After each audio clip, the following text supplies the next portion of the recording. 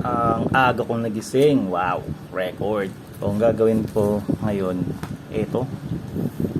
Kabit natin tong Tane silencer rubber. Mag-focus. Hindi pa nag-almusal yung cellphone ko. Mag-focus. Ayan. Oh. Kaso kahit naman focus natin, hindi natin mababasa yan. Sa Japan. Authentic to, made in Japan. Tatlong sizes to, small, medium, large. Small, then dito yung medium, dito yung large. Wala tayong large, natira na lang small, medium. Well, nagbebenta rin kami nito. Galing Japan talaga to. Then polyurethane, tama nga ba? Polyurethane rubber to. Kabit natin yan dito. Bakit? Ba't natin kailangan magkabit? Kasi parang may naririnig akong pag may lubak, parang may lumalangit-ngit ng konting-konti dito sa spring. Feeling ko lang dito yun. So, ganun ang bala kong gawin. Lagyan to. Yung isa, nalagyan ko na yung kaliwa. Ayan, naubos na. Pero yung harap, wala pa. Yan. So, okay. Buksan na natin to.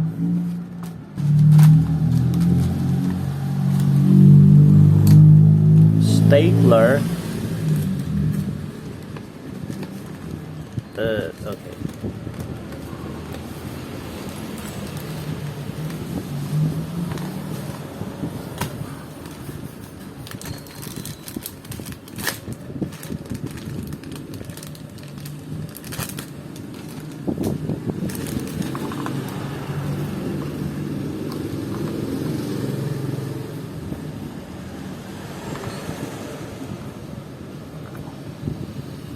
So, paano to? Ganito.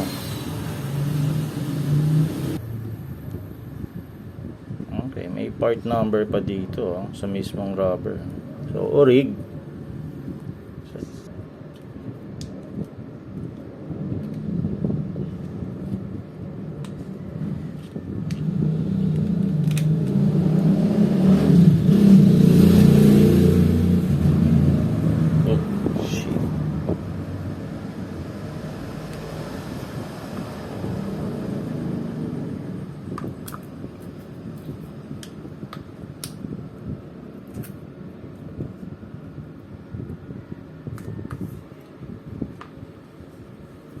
Yun na yun, mga boss. Installed na. So, pag yan dumikit doon, tahimik kasi may rubber.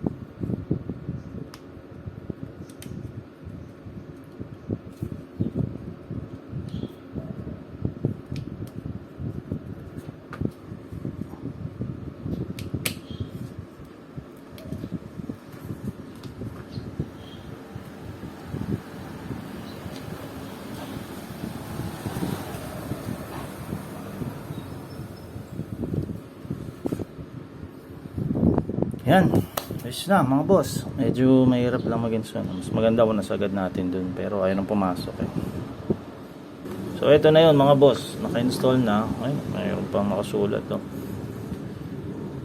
Subukan ko naman yung sa harap, pero hindi ko nasama yun kasi halos parehas lang naman ang process. Tatanggalin mo, or tingin ko kahit di nyo natanggalin yung sa harap tingnan natin kung baka, alam ko kahit di natanggalin yun. Ito tinanggal ko lang kasi nag-install na rin ako ng sway bar. So binaba ko. So maganda kung ma-push nyo to all the way hanggang doon. Kaso ayaw na umandar nito I-adjust ko sana to tatanggalin. Tinanggal ko. Meron pala siyang adhesive sa loob. Wala ka nang pipeel off dyan. Ayun mayroon pala dun. Kaya pala yung tinanggal ko. Sabi ko parang parang may rubbing nakadikit. Yan. Ayun kita nyo ba? Stick din to So hindi siya parang double-sided tape pero hindi meron siyang palaman sa loob, crunchy, kaya palang hirap niyang tanggalin. Halos masira yung kuko ko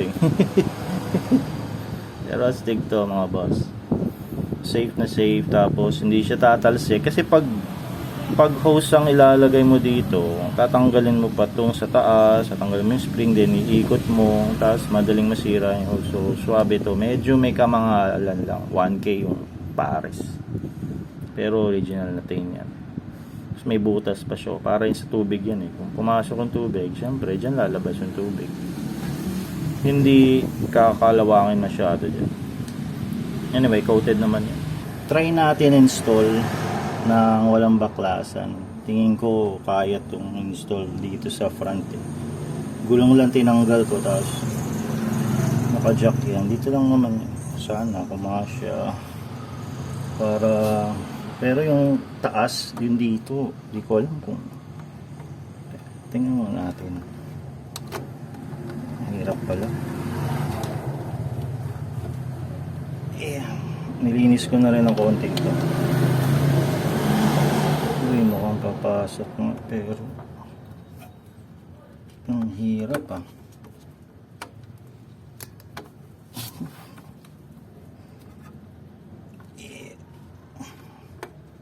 Mahirap mga boss.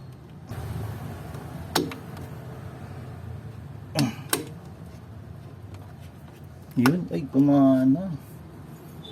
Pumasok. Tiyaga-tiyaga lang. Pero dito sa taas, mukhang ibang storya dito mga sirs. Kaya hanapan ko pa ng paraan. Kaya feeling ko parang masihirap dito sa taas. Dito sa taas, ito. Mas mahirap to kasi dito na sa likuran eh. Sa likuran yung pagpapasukan ng spring, spring ng silencer rubber. Ang hirap niyang hirap niya i-trace mga boss. Yeah. Pero kung matyaga ka, tingin ko kaya to eh. Yun lang. Yeah. Ay, anak ng kamote. Dito talaga yung pinaka mababa.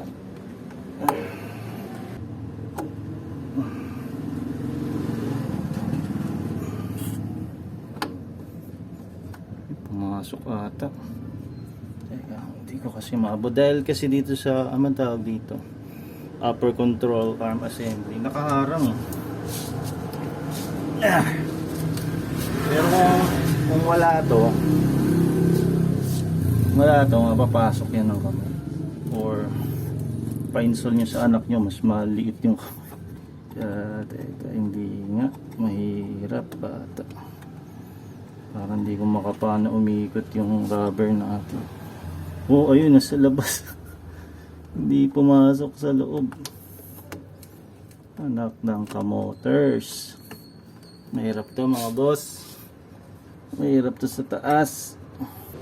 Hindi ko makita. Hindi masuot ng kamay ko. Hindi. Yata kaya.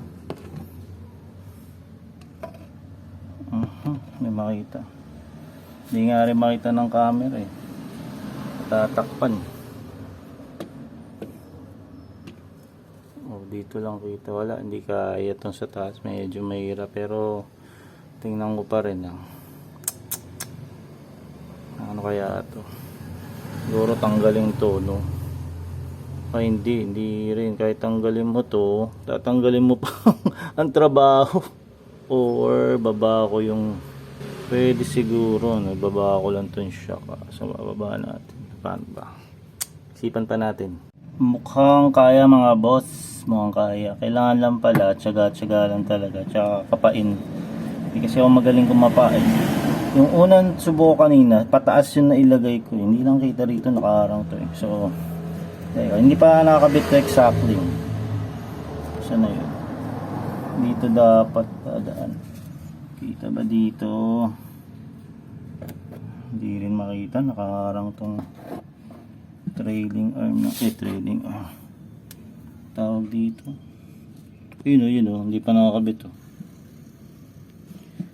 Pero makakabit yan feeling ko dito. Ayan. Ayun, nasalpak ko na. Tama. Ayun oh, kapit na siya oh. Diba? Nakadikit na. Kanina nakalabas eh. Kanina pala, kaya nahirapan ako. Paakyat pala yung kabit ko. Dapat nga pababa. Dito ako nagsimula. Then spiral yan, diba? Paikot. Clockwise. So, ganun. Pababa nga pala. Kaya pala sablay yung kanina. Pataas yung ano eh. Kabit ng rubber. Dapat pababa. Ayan. Kabit na siya. Nandun kasi sa likod yung ano eh. Yung spring na pinakamalapit dun dito. Yung space. Hindi kasi pwede dito dahil wala na. Hindi yan papasok dyan. Dikit na. So gumana. Ayan. Ito lang tayo. Gulong lang tinanggal ko. Ayan. Gulong. Tapos dalawang jack.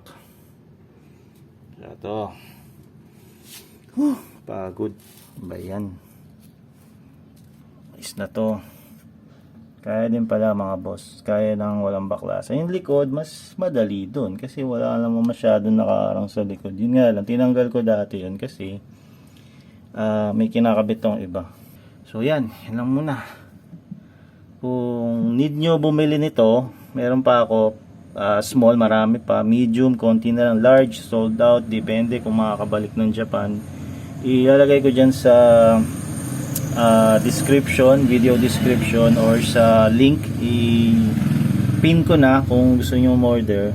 Nagbenta yung kapatid ko niyan. Siya kasi ang financer. Sponsor niya yan. Ayos.